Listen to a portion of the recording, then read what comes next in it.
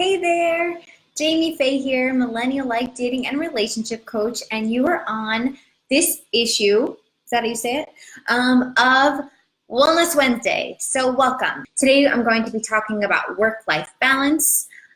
What is that? Is it a real thing?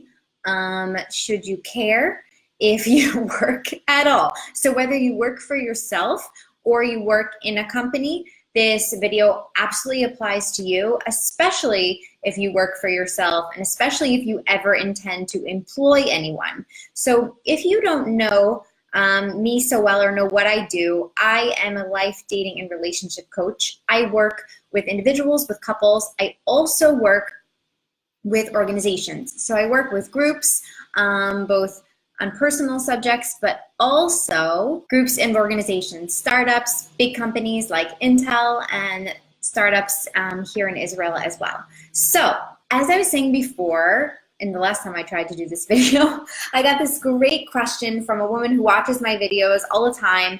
And she said, hey, I love your videos. And she said, is there such thing as balance when you work for yourself? How do you know you're doing enough when there are 10,000 things you could be doing for your business and goals? And how do you take care of yourself and accomplish things without falling behind? So I love these questions, and I'm going to go through each one briefly because I think they go really well together, and then we can always go through them more in detail. So let's talk about balance. Is there such a thing as work-life balance? So that really depends on what you think is balance. Would balance be working 3 hours a day, 4 hours a day? I don't know. What would balance look like to you? And I have to say that overall, I'm with Simon Sinek, and there's really no such thing as work-life balance. There's only balance. And what does balance come from? And what does it look like when things are balanced? I'm going to talk about when coming to falling behind and how do you know you're doing enough, and all of this, all related to how you feel. Because if you're worried about if you're doing enough or falling behind, you're really not being in a place of balance. And in order to have a sustainable business or be a sustainable employee or a sustainable manager, you need to decide what balance feels like for you and then work to create it. Is there such a thing as balance when you work for yourself? The truth is, yes, there is always such a thing as balance. It's about how do you get that balance? How do you get balance when you could work like the person who wrote me these questions? You could work 10 hours a day, you could work 15 hours a day, you could work 4 hours a day. The question is, where does the balance come from? And if you're following anyone who talks about mindset, or you follow me and you talk about, and you hear me talk about mindset or mindfulness and whatever in balance, then you know that everyone in my space who talks about these things talks about working smarter, not harder, working to find innovation and creativity, creating culture, which starts with you. It starts with you, one person. So the balance is about how you're feeling. Are you feeling like at work, it's work, like bleh? Yes, I always do sound effects, just get used to it. That it's awful and you don't want to go there and you don't want to get up in the morning if you have to go there, and the people drag you down and everyone's criticizing you, or no one's being clear and you don't know what's happening and all that jazz. That's not balance, because you're not having a life at work. And that's what work-life balance means. It's about that at work you can feel alive and you don't feel like dead, and then when you get out it's like relief. Whew, I'm alive, I left work. So that's the first thing. How can you bring balance to your work? That's the only way that you can have work-life balance. Check out this book, Beyond Measure by Margaret Heffernan. Everything she writes is amazing, but this is specifically about culture and about how creating a culture where people can step up and talk about what's bothering them. And it's really important to create a culture where people feel that they can come forward, that they can express their ideas, they can express when they think something's going to go wrong, etc., etc.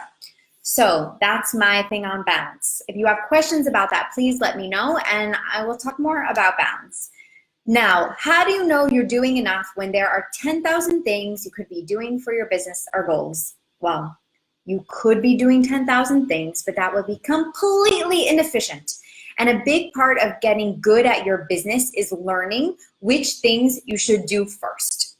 Now, I can tell you that is a challenge. That is something that we as business owners have to reassess all the time. Have a long-term plan, break it down into shorter-term things that we do now, prioritize them on a weekly, monthly, daily, hourly basis, and we have to reassess all the time and ask ourselves certain questions about how to prioritize those tasks. But you could be doing something doesn't mean that you should be doing it. That it is going to get you to your destination in the smartest, quickest way possible. So instead of thinking of all the things you could do, check out where you're going and then make a plan of all the things you need to do to get there. And then you start from where you are, because jumping ahead and trying to do that thing that you should do in 6 months from now, but no point in doing it now. Is this the next step project that I should be doing? It's something I want to do, totally. But based on everything that I'm learning, is this the thing that I should do now? Next, how do you take care of yourself and accomplish things without falling behind? So this has a lot to do with the question before. What is falling behind? Falling behind is just a feeling. It's just an idea. So if you are setting out your goals and your tasks and you're putting too many things, that's also a big thing that we learn and I teach in time management, is having too many tasks. It's really, really inefficient, and it totally sets you up for failure and for feeling falling behind, which is totally a feeling. Now, yes, if you set something up and you give a deadline or you agree to a deadline and then you don't do something, are you behind? Perhaps. But part of being a business owner or being a good teammate or employee is knowing your boundaries. And that can be hard when you're in a company or under a manager who puts pressure on you and says, well, I need it by then. So you can say, well, do we really need it by then? Because if so, then I'm going to need to move this around. I'm going to need to change those dates. Are you okay with that? Right? If you're not totally self-managed and someone else is overseeing you, you need to check that out, because you don't want them to come back and be like, well, what about that you said you would do, right? It's the same for yourself. So it's to have your big projects drawn out, mapped out, and then breaking them up into smaller things and only doing 1 or 2 or 3 tasks a day. It's important to be aware that falling behind is just a feeling, and you can set yourself up for that or not. And if for whatever reason you plan poorly and you fix it, but if one time you're really good, get really good at planning, and then you plan poorly, you just look and you're like, you know what, I committed to that, so I'm gonna do it. I'm gonna find the time to do it. But overall, you shouldn't be setting yourself up to fall behind, because that's setting yourself up for failure. That is setting yourself up for shame and judgment. And actually one of someone that I consider like a mentor, a teacher, I took a course with her, and one of the things she said is that women are addicted to failure. And it has a lot of truth in it, that women societally, we get in this place that we're told that we're not good enough. And I don't think it's just women, but definitely more women than men. And it's important to notice, like, are you setting yourself up to feel like you're falling behind? And if you are, why? Because that's what your brain is used to. That's the neuroscience of your brain. Those are the connections you've created. It's time to stop. It's time to rewire. It's time to recondition, which is 100% possible. People ask me that every day.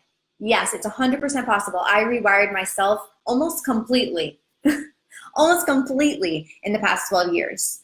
And I don't think almost at all the way I used to on many, many subjects. So it's absolutely possible. So are you setting yourself up for that failure? Are you setting yourself up to fall behind? This is the last thing I want to talk about today. Taking care of yourself means, in my opinion, sustainability. If you are getting sick on a monthly, bi-monthly, every 3 months, 4 months, even more than once a year, you shouldn't get sick, because sickness comes from your immune system. So I know that if I get sick, I'm like, okay, well, I was stressed out. My mom always laughs. Actually, my boyfriend's mom too. Whenever I say, yeah, well, she's like, what are you stressed about? I'm like, everyone has stress. If I get stressed and I get sick, I know exactly why I'm sick. I don't blame it on the germs on the bus or the germs wherever, or the kids. I used to work with kids here in Israel, germs I never knew before, right? Because I grew up in America. I never got sick in those few years that I worked with them, because I was really in a good place of balance. I didn't have a lot of stress. I really liked my work. So now that I work for myself, and the stress definitely has come up, even though I love my work, but there's more pressure. It's to find the balance for myself of the pressure and but I'm doing what I love, but I want to help more people. How can I do that? How can I get there?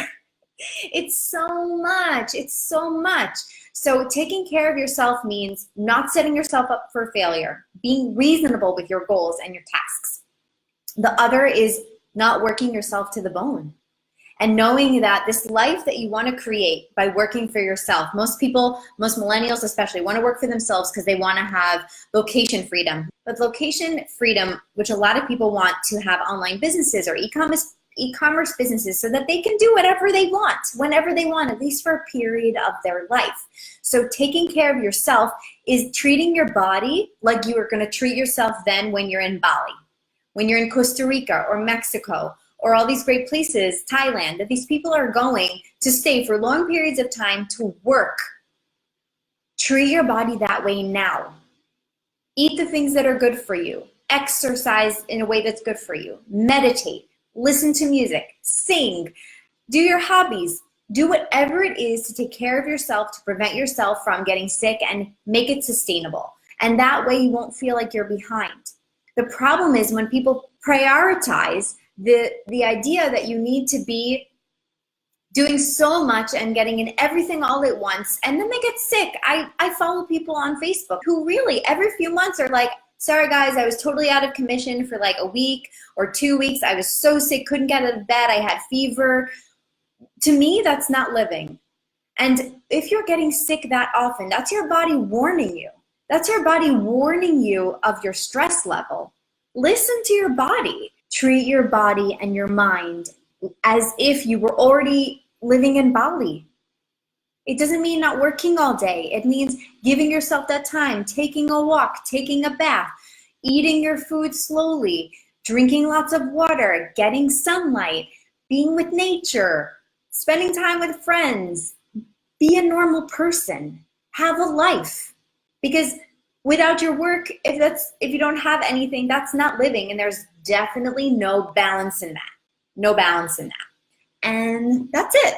That's what I wanted to share with you today. Thank you all so much for being here, and I hope to see you next week as well. And please send me in a topic, anything that has to do with wellness or business, because you see, this was about business, but it really was about wellness. And in my experience in teaching leadership and communication and anxiety and sales and all these things, it's all about wellness. Like, it's all about feeling well. So, okay, I hope to see you all real soon, and have an awesome rest of your week. Bye.